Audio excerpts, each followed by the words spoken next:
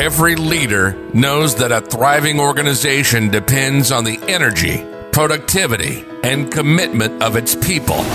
But few leaders are able to cultivate the employee engagement and performance needed for this level of success. What's the difference? Positive leadership practices. Welcome to the Positive Leadership Movement Podcast with your host, positive work culture expert, Alex Bratty. Ready to harness the power of positive leadership? Let's dive right in.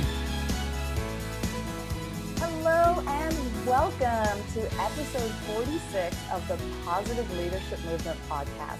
I'm your host, Alex Bratty, and I'm really excited about today's conversation because I have the privilege of speaking with an amazing human being who has been invited by hundreds of corporations, government agencies, and executive groups all around the world to come in and teach his unique methods of communication. His name is Michael Reddington, and it's truly an honor to have him join us today because he's going to share some insights that can really help you as a leader get the best out of your team by using some different listening and communication techniques. So let me tell you a little bit about him, and then we'll get into what's going to be a terrific conversation. So Michael Reddington, CFI, is a certified forensic interviewer and the president of Inquasive Inc., a company that integrates the key components of effective non-confrontational interview techniques with current business research for executives. Using his background in forensics and his understanding of human behavior through interrogation, Reddington teaches businesses to use the truth to their advantage. That includes providing customized training and advisory services in the areas of sales, negotiations, leadership communication, conflict resolution, customer service, candidate interviewing, and public speaking. Bottom line, this guy can show you communication methods that will get you much better results in pretty much any aspect of your business. And that is why I'm thrilled to have him on the show so we can all benefit from his expertise. So welcome, Michael. Welcome to the show. It's great to have you. Thank you very much for having me, and thank you for the wonderful introduction. I really appreciate that.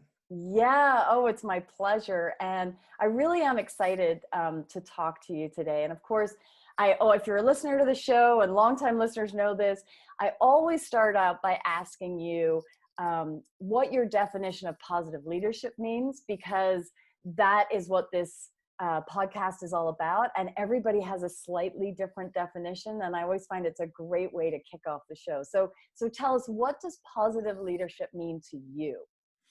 Positive leadership should be all about making people better.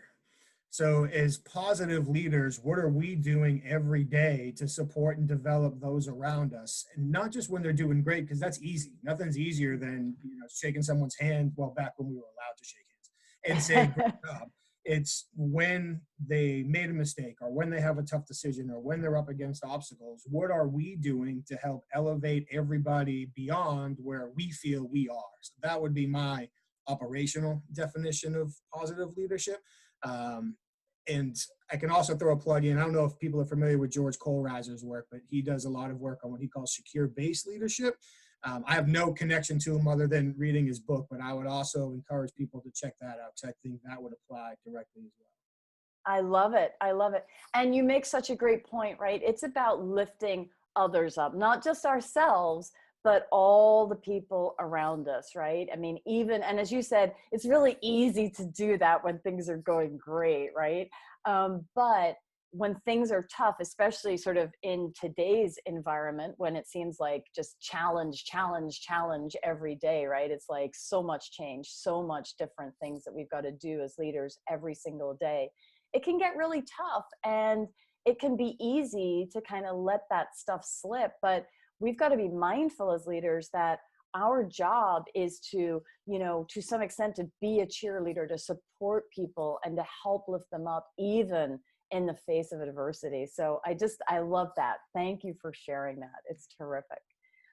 So you have a really interesting background. I mean, tell us a little bit more about the work you do and your background in forensics, like how you even got into this in the first place, and then how you translated it all into the business world, because I just think the whole backstory is really fascinating and kind of sets up the rest of the discussion.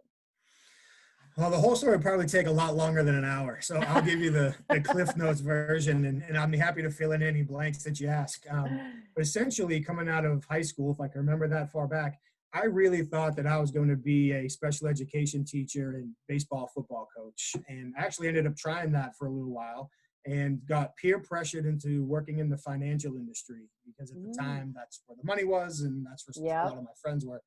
I lasted exactly 2 years, 1 month, and 2 days before I just couldn't do it anymore. So, wait, I have to interject here. So just approximately you lasted that long. So I'm guessing it was not enjoyable. It sounds like you were like crossing the days off the calendar as if you were in jail. Yeah. I enjoyed my job as a dishwasher in a seafood restaurant more than I enjoyed that job. But in fairness to the company, it wasn't that they mistreated me, just the wrong job for my personality. Like, right. I don't want to make it sound like there's anything more than that. So I went back to school to get a business degree, did all kinds of work. I built elevators, I loaded freight on airplanes, I drove delivery trucks, did it all. And eventually, over a beer, which I guess could be a good thing or a bad thing, talked to a friend of mine about needing an additional job, and he told me I could go work part-time security with him. And one thing led to another, and they ended up offering he and I both management jobs. And once that happens, I had the opportunity to start having conversations with employees who made regrettable decisions and encouraging them to be forthcoming with what they did or knew, and found that I really had a passion for it. I went to my first ever interrogation training course shortly after that, and it was literally like the clouds parted, the rainbows came out, the sun shined, like this is going to be for me. So I was fortunate. I worked in an area and I worked for managers who believed in me and gave me a lot of opportunities. So I got to conduct a lot of conversations in a very short period of time. And I earned my certified forensic interviewer designation and ended up getting hired by the company whose training classes I took. And they are the world leader in non-confrontational interview and interrogation training and advising. So I got to spend a decade traveling the world, teaching people how to use these techniques and conducting the conversations myself. And towards, say, the back half of that time frame, I made two key realizations as I began to spend more time working with the executives that were bringing me in to train their investigators than I was with the investigators. The first was that the very best leaders and the very best interrogators, believe it or not, capitalize on the same two core skills: vision and influence. And on the flip side of that coin, the cognitive process that interrogation suspects experience when they truthfully commit to saying I did it is essentially identical to the cognitive processes that customers experience before they commit to saying I'll buy it and employees experience before they commit to saying I'll do it. Wow. All we're doing is moving people from resistance to commitment, but we put labels on everything. And once something is labeled as A, it can never be B, and don't even start talking about C. So these things stay separate. So I was very fortunate to be introduced to some great sources of research across the spectrum of business communication and eventually developed the disciplined listening method. And with disciplined listening, we teach executives how to use the truth to their advantage by applying strategic ethical persuasion techniques. And like you said, it's with the integration of the business research along with the non-confrontational approaches. So that might be the best Cliff Notes version I can do. I appreciate you giving me the opportunity. That was a fantastic Cliff Notes version. Are you kidding? And I want to dive into the parallel cognitive processes, because I'm a psychologist and I get all geeked out over that. But just before we do, I want to highlight something about your career path, because I think sometimes, even aspiring leaders, or even if they are leaders, like we always think our career path is some straight line trajectory, or we have this vision for ourselves. But in essence, often it's just about curiosity and actually following the breadcrumbs. Like, your friend said, hey, come work with me, and you were open to it and said, okay, let me try that. And then you tried it and you discovered you loved it. And so you just kept doing more of it. I mean, I love stories like that because I think we're very conditioned to think that, oh, we've got to figure out our passion and then that's our career path and that's what it's going to be forever. And rarely is it like that. So I always love sharing stories like yours, hearing them and sharing them because, obviously you tried a bunch of stuff before you figured out your passion. And it's only because you just kept trying and just like curiosity, like, well, let me try this or let me try that, that you ultimately found your path and your gift and clearly your passion, because it shines through when you share that. So I just love that story. I appreciate it. I mean, there are so many opportunities around us all the time that you just, if our eyes are open, that they're there for us. And sometimes it involves risk and sometimes it involves discomfort and sometimes it feels crazy, but they're out there. And if we don't have anything better going on, why not? If we're not 100% happy with where we are, why not? And just where those opportunities can take us. There's so many conversations that I've had with people that they might not even remember me. A lot of them don't, but I remember what they said.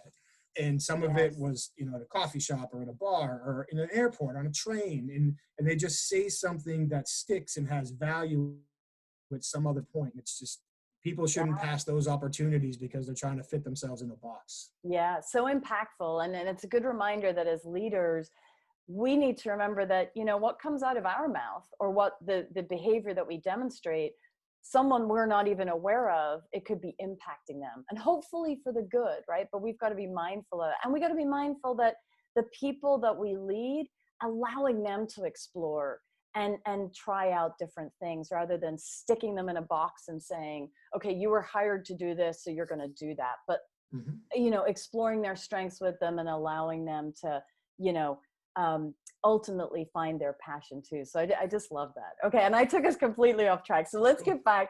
I want to talk about, tell us more about the parallel cognitive processes, because it's quite counterintuitive what you described, right? Because those different those scenarios feel really different between the person who's done something wrong versus, the employee who's making a decision or the customer who's making a purchase decision. So tell us a little bit more about that. So it starts with how we frame it. So if we think about it that way, which most people do, somebody did something wrong versus somebody wants to buy something or somebody came to work today.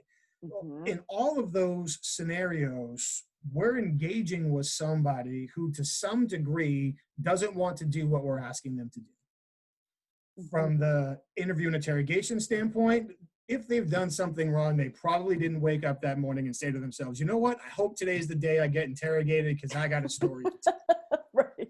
And even our best employees don't come in every day knocking on their manager's door saying, what do you want me to do today? I'm here for you. That doesn't happen every day. And from a purchasing standpoint, even if somebody has done all the research online and they know exactly what they want, who they want it from, and they go there, they still have questions.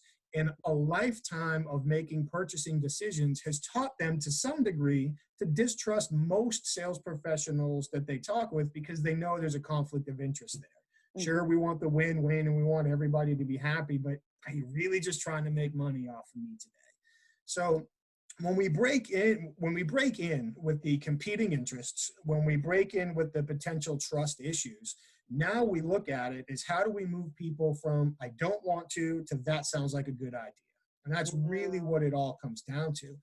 And I'm going to oversimplify it for time. Of course. But realistically, and I'm sure I'm preaching to the choir here, and I would love for you to jump in on this in greater depth, for somebody to transition from, more than I do, we all prefer our own ideas over other people's, plain and simple. So for us to change our ideas, we either A, need to feel comfortable that we're talking to an expert and authority figure, somebody who I should defer my decision making to, or we need to be presented with reasons that satisfy our interests and, most importantly, help us protect our self-image without going down the cognitive dissonance rabbit hole. Right. We find ourselves in situations we love, I'm sure you've read as much Robert Cialdini as I have, if not Right. more. So Yep. when you look at his automatic mechanisms of persuasion, I've never had the opportunity to talk to him yet. I would argue that consistency is by far the most powerful of the seven. So we have this fanatical need to remain consistent with how we see ourselves thinking, speaking, and acting in any given situation. So if we want somebody to do something that deviates from their self-image, the real meat of the battle is how do we line up what we want them to think, say, or do with their self-image. Once that's done, now they feel idea ownership. And as soon as they feel idea ownership, get out of the way. Let them tell you the truth. Let them make the purchase. Let them do what you want them to do at that point. So a lot of it really comes down to understanding how do we make that process work. A lot of times, parallels with interrogators and leaders, I can't tell you how many times my former teammates and I would get a call from an organization that needed our help with an investigation. And we'd get there and they'd say, okay, we got it all figured out. That's always the red flag right there, right? Like, okay, so first, then why did you call us? Yeah, if you got it all figured out, why are we here? Exactly. Yeah. And the conversation ender for me was somebody said, okay, I know exactly what happened. And then they go, really, were you there? Right. What do you mean? Because the only people that know exactly what happens were the perpetrators. Like, so unless you were there, we don't know exactly what happened. And a lot of times leaders fall into the same trap where they feel like they know exactly what someone needs to hear or exactly why they'll want to do this. Because leaders are so successful, they often fall prey or fall trap to their own success, their own experience. So one of the approaches that I learned early on in the interrogation career was instead of thinking about it as why should someone confess? Because let's be honest, they shouldn't. The majority of the time, only bad things happen for them after that. Yep. I started asking myself, why shouldn't they confess? Literally, because I'm old school, I would get a pad of paper, and on the left-hand side, I would write all the reasons I could think of why they shouldn't tell me the truth. And then on the right-hand side, I would write down all of the reasons and ways that I feel like I could use that to my advantage in order to get them to make their own decision. Right. And that same approach carries through to sales, it carries through to employee engagement, it carries through to difficult conversations and coaching across the board.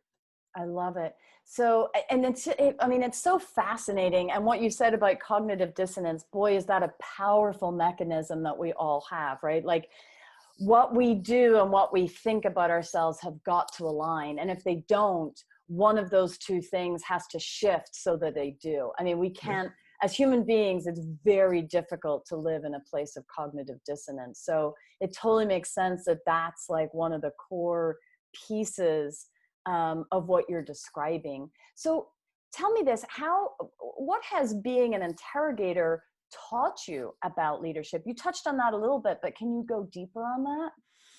It has.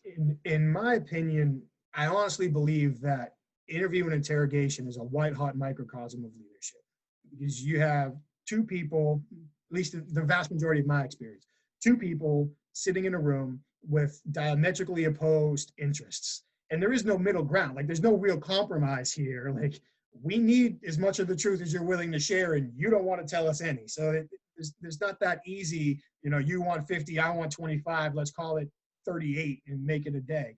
So we don't have that opportunity. So from the interrogation piece, just off the top of my head, a couple quick things. One was really that focus. Instead of asking myself, why should somebody do something, which is a preparation mechanism we all use, flip that. We really need to start with why shouldn't they?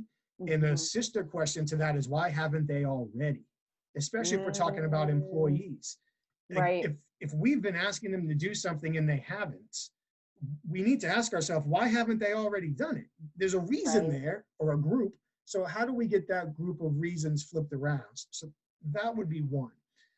Another, which is counterintuitive, is in the power of embracing people's excuses. When we talk about that cognitive dissonance and lining up with our self-image, I'm not 100% convinced that the number one fear that stops most people from doing most things is not failure. It's embarrassment. So nobody wants to feel inferior or stupid or incapable. Nobody wants to feel that way. So when a leader starts asking them questions and they start providing excuses, they're saving face. That's all they're doing. Yep. But the leaders oftentimes get upset. She's lying to me. He won't tell me the truth. Well, hang on a second. Let's be honest. You're the last person they should tell the truth to, because you're the one that can get them in the most trouble. Right. So now that we've got that level set, let's embrace their excuses. Accepting and agreeing are two different things. So let's accept them and then start working backwards from the excuse to the truth in a way that helps them protect their self-image so they're able to talk about it. Yeah. Makes all the difference in the world. I'm sorry, go ahead. No, please go. I was just going to say you're basically reverse engineering like what's happening. So you're like, if I'm going to oversimplify this, so you got to correct me, but the way I'm understanding this is basically, we're very quick as leaders to, let's just take the example of the employee who isn't doing something. Like you said, you've asked them, they're not doing it. Like, it's very easy to go to a place of like, well, are they deliberately just trying to underperform? Do they have a malice against me as a leader? Like, what's going on? And we're blaming them, right? Like, it's this immediate kind of like, it becomes almost like a them and us situation, which of course gets you nowhere. Yes. And so instead of trying to like, pin down that and go to our sort of knee-jerk position, it's like, wait a minute, hang on. What might be the reasons that they didn't do it other than what I just knee-jerk thought of, right? Like, what else is happening with them? Are they fearful? Like you said, are they worried about losing face?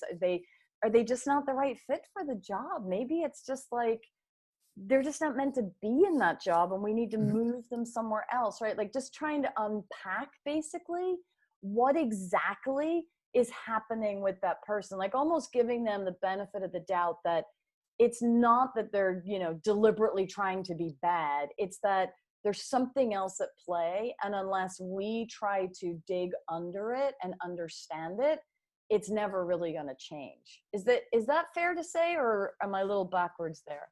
No, in being backwards, you're 100% correct, because you nailed it. It's reverse engineering. Right. People in manufacturing and production and construction understand that anytime we value time over quality, quality suffers. Mm-hmm. But in communication, that principle gets overlooked almost entirely.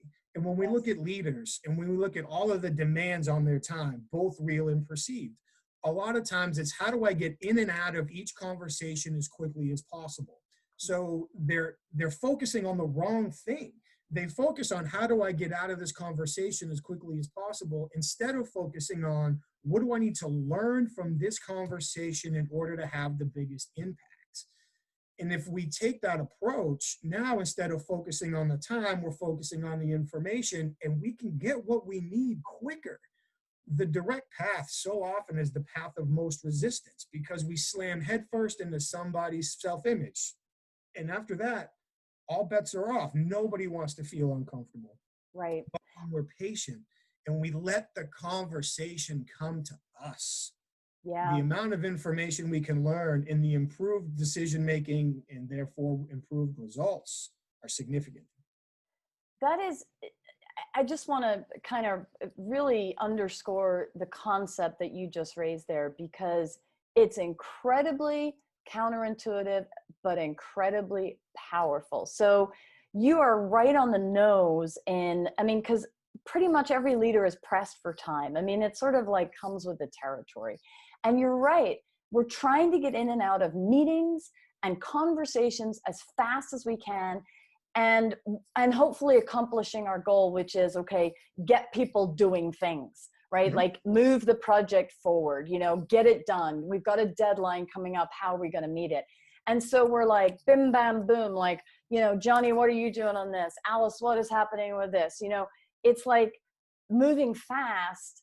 And yet if we actually just stop, like you said, instead of trying to get in and out as fast as we can, stop and think about what can I learn from this conversation that actually moves me closer to what I ultimately want to get. And that is a powerful way of looking at this. And really, I think for a lot of people, and probably most listeners, certainly it's a new idea for me, is like thinking about approaching conversations in that way rather than like, and I'm guilty of doing it because I am a very linear person. I am a goal setter.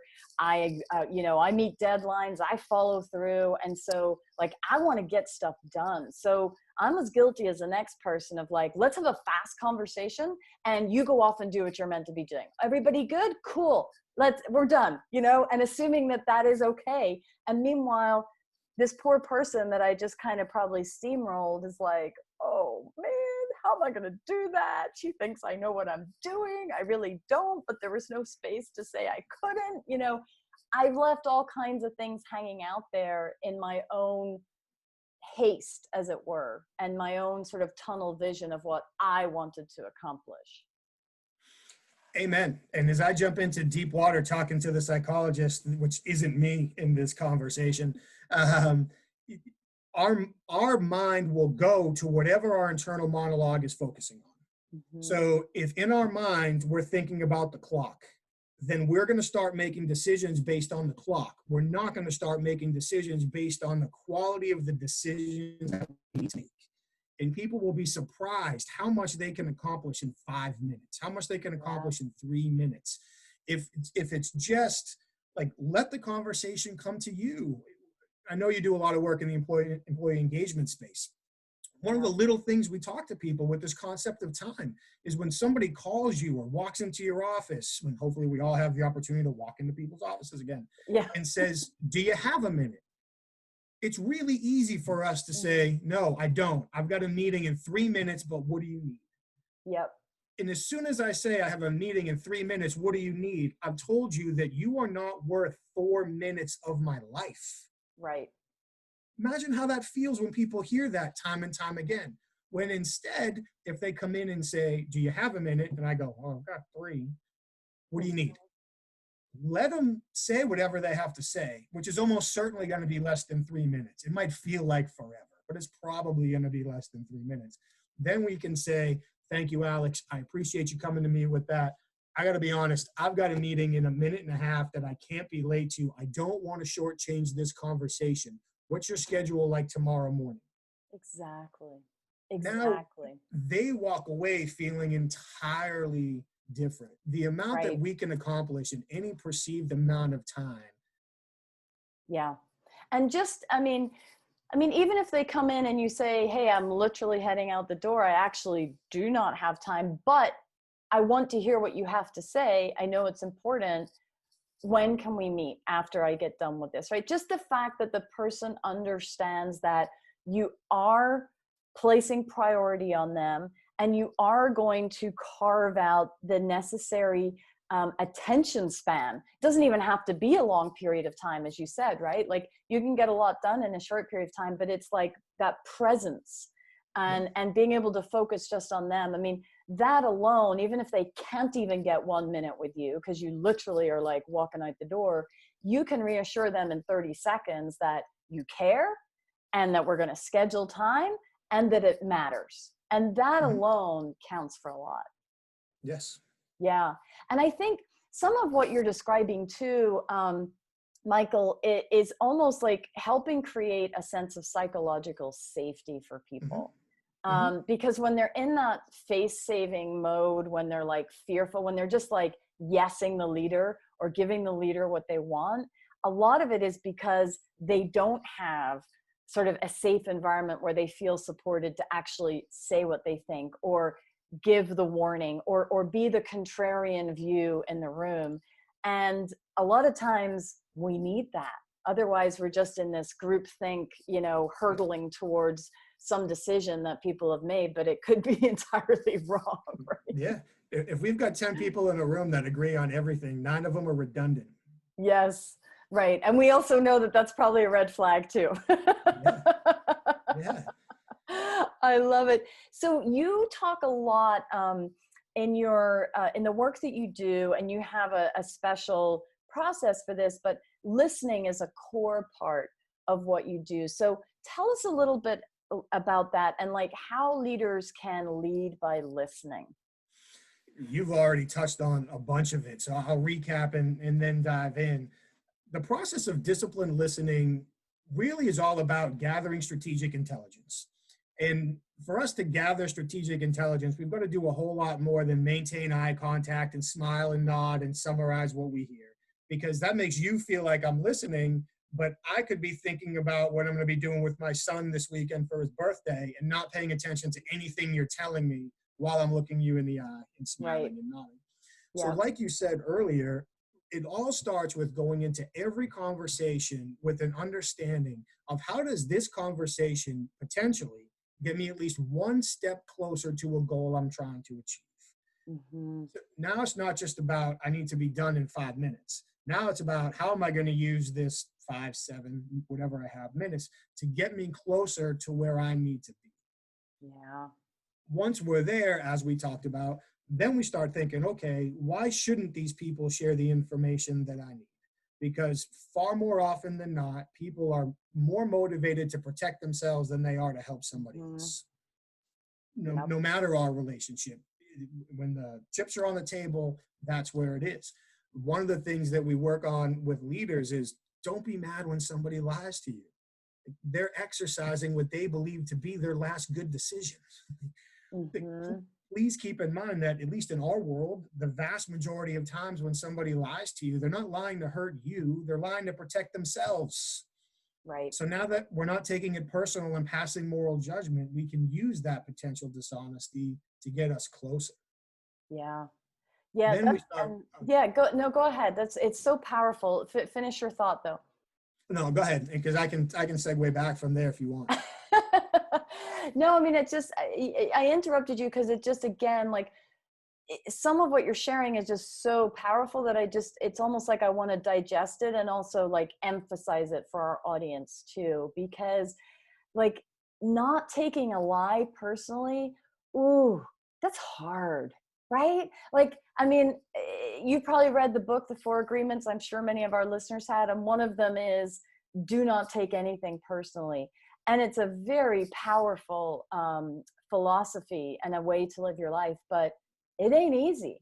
I mean, it's not easy to do that. And especially, especially if you've had a team for a long time, you've had long-standing team members, you have a good relationship, and then you find out that they lied to you, like, it's hard not to take that personally. So how do you, like, what advice do you give leaders to deal with that? Because I got to imagine there's some resistance with the people you work with. I can't imagine every leader going, okay, no problem, Michael. I won't take it personally that this employee for 20 years that I've had just lied to my face. Like, I got a call from a CEO I worked with in Toronto like 6 months after our session that literally started with, I know I'm not supposed to take this personally, but I'm, and I won't repeat the words she said after that because I don't know your audience.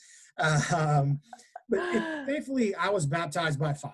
In the world of interview and interrogation, so many people are going to, there's 5 different ways you can lie to someone in all kinds of levels. We don't need to go down those rabbit holes.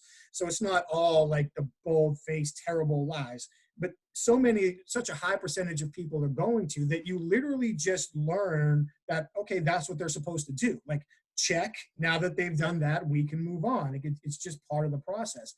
But I think as leaders, not only do we have the moral, the ethical, the emotional attachment to it, but we also have the entitlement attachment to it, where leaders feel like, because I am the leader, you owe it to me to tell me. And that's not the truth.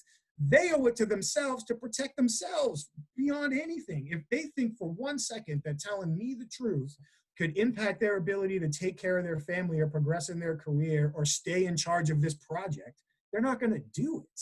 Right. So we get mad because now it's not so much that they lied to us, it's how being lied to makes us feel.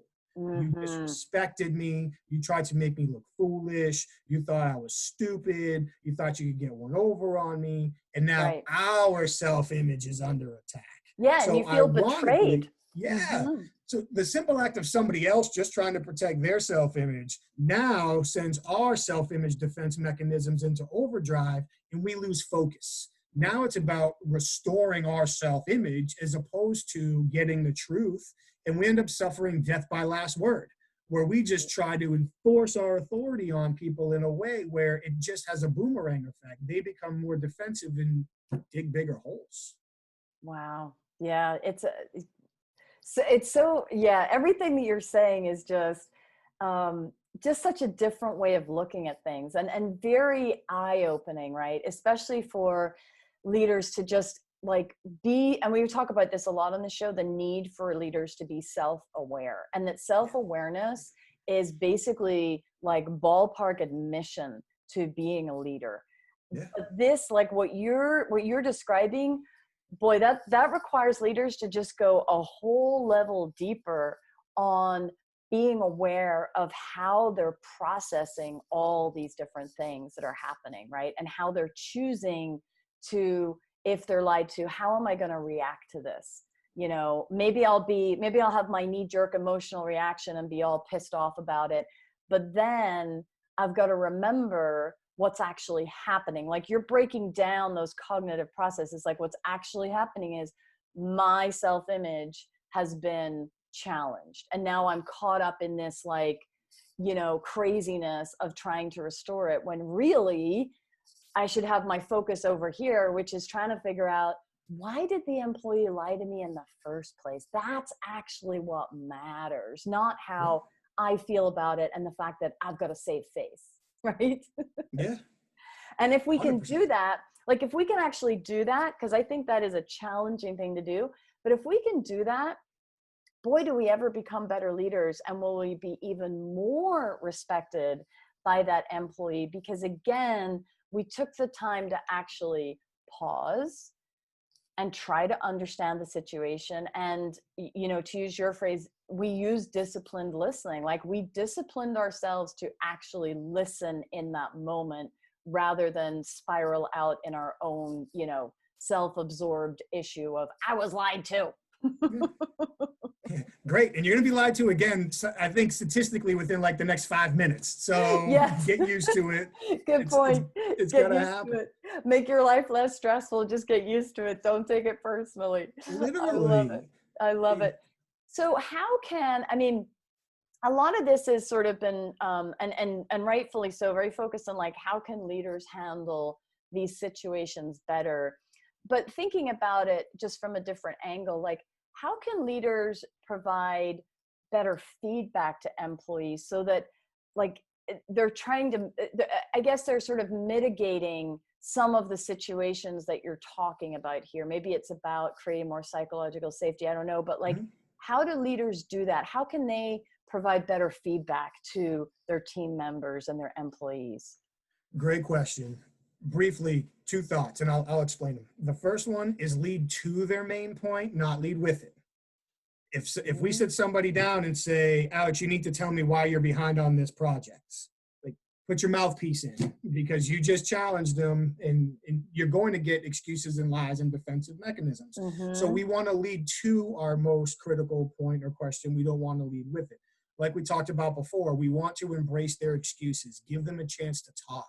One of the things, I'm a huge proponent, and I'm probably preaching to the choir again here, of Judy Burgoon's expectation violation theory. When we communicate with people in ways that they don't expect, the impact of that, when we violate their expectations, and I know violate has terrible connotations, but literally, like, you thought I was going to wear a white shirt, I wore a blue shirt, I violated your expectation.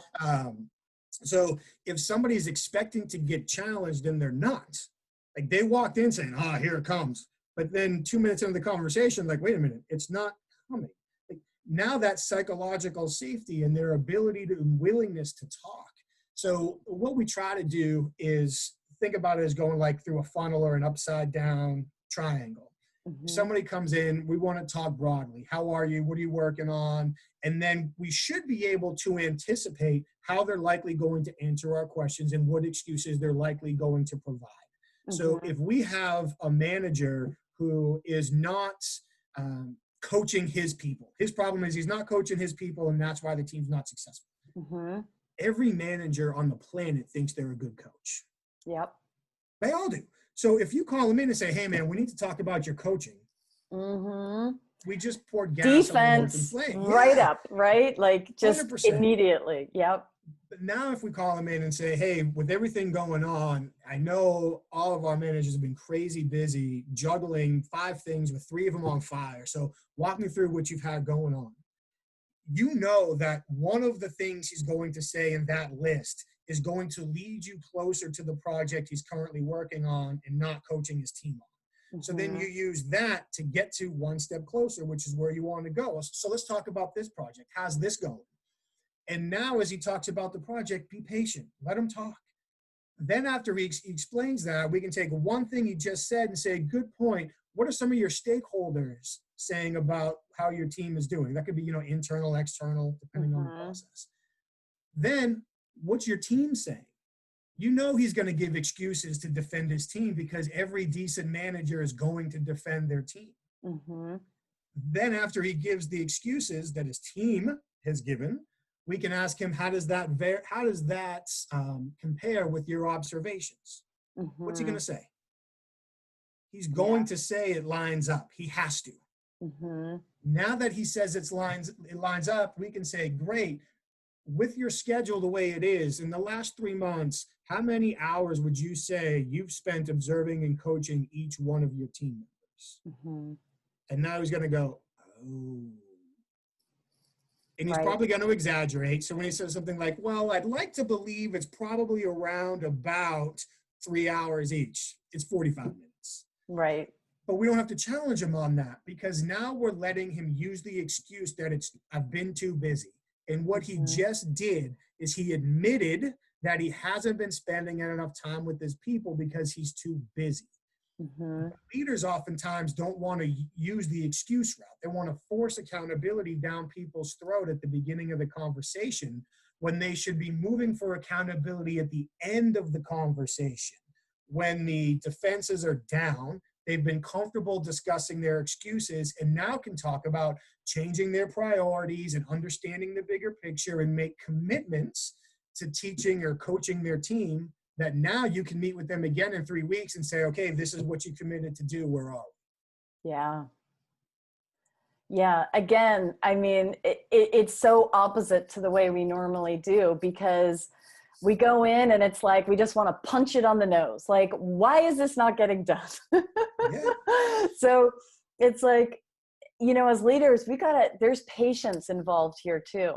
Because as you were describing that process, like in my head, I'm thinking, wow, that's like going to take a long time to get to the actual answer. Now, in reality, it won't. It's a relatively short conversation, but it's having that patience and that sort of fortitude of, as you said, start broad and let's just, hone in, we'll slowly just kind of narrow in on the target of where we want to be. Let's not just start there. Because you're right. If you start there, the conversation might be faster to our point earlier that we discussed, but it ain't going to get resolved. Not in a useful way anyway, right? It's going to be face saving, done. And then I'm fooling myself walking out of there thinking, okay, he's going to go off and fix it. No, nothing's going to change, right? No. Best case scenario, we forced compliance. And if we force compliance, they're going to change for the minimum required amount of seconds. And then they're going to revert past their previous position and harbor feelings of resentment and look for an opportunity to sabotage us in the future, whether we realize it's going to happen or not. Right. It's an ineffective approach. When we push people, their first response is to push us back harder. One of the best ways to maintain control of any conversation is just don't push them. Because then they don't feel the need to push us. And if they don't need to push us, we're in control. Right. Oh, I love it. All too often, leaders focus on the wrong things, and it's not their fault. It's how their parents taught them to communicate. It's how their professors taught them how to communicate. It's how their coaches taught them how to communicate. It's just part of how we operate in society, basically, right? It's like, get it done quickly, be direct, in and out. Yeah. But it's not that effective. Yeah, it's not. And a lot of times when we do this in depth, people will start saying, well, I believe in accountability. I'm a card carrying, flag waving, hill defending believer in accountability, but there's multiple ways to get there. Like if I Right. just grab you and try to shake it out of you, it's not going to work. But if I give myself that super quick example we just did, in real life, that could be 5 or 6 questions over 7 to 10 minutes, Right. done. And now we've got the accountability at the end of that 10 minutes. Right. And I think the other part of that is, if you actually do take that time to have that 5, 7, 10-minute conversation, again, in the scheme of things, that's not very long, but you're going to deepen the bond between you and that employee, because you kind of go on a journey together on that, instead of it being just like in and out. I'm trying to just get your accountability, like do a check-in with me. It's like, okay, you know what? Let's visit on what you've got going on. Already as an employee, I'm like, oh, okay, cool. Like we're actually going to discuss like my plate of work, and like, oh, I like where this is going. Like maybe I can sort of discuss that, you know, things are out of alignment with priorities, right? So it's like, it's almost by the time you get the accountability, which is really your goal as the leader, you've also, you know, made that connection better with the employee. And as you said at the beginning, created some more psychological safety, that like, if another issue comes up like this, that person's going to be more likely to actually come to you and say, hey, you know how we sat down before and worked that out? You know, could we do that again? I've got like an issue here. And especially if it's done consistently, right? Like people need to see consistency to feel safe and to feel okay about doing something proactive like that. Yeah, there's a big difference between trust and faith. All religious connotations aside, I don't want to get us in trouble here with anybody. People generally trust what they have tangible experience with, and they generally have faith in what they believe and lack the tangible experience with. Yeah. Often as leaders, we act like people can trust us, but we haven't given them any reason to. So what we're actually doing is asking them to have faith in us, which is an entirely different mountain to climb. Yeah. People will perceive how we communicate with them as proof for how much we respect them, period. That's the time we take, that's the tone of voice, that's the nonverbal delivery, that's the depth of the conversation. If we want to prove to somebody that we listened, you can do all the nodding your head and smiling you want, but if you don't follow up with them after the conversation, they don't have proof. The only way to prove that we listen to somebody is to follow up after the fact.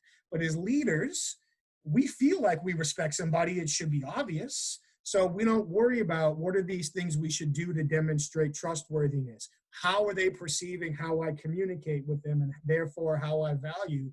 And am I taking 10 seconds out of my life to follow up with them, so that way they feel like we really made this connection? Yeah. Amen. Amen. Amen to that. Wow. I mean, Michael, this is a podcast episode for the ages. This is one that is going to have to be listened to a few times to really digest all the gems that you shared, because, and I don't even know if I can actually recap them all because there were so many, but I mean, talk about the need to take a walk in the other guy's shoes, right? That old proverb of, you know, walk a mile in the other guy's shoes. I mean, it's like all about sort of the reverse engineering of understanding what's really going on under the surface. We need to be more self-aware about how we are reacting to what's going on around us, and patience and follow through, right? And creating that trust. I mean, there are just so many pieces that you've given us to work with here and that are so powerful.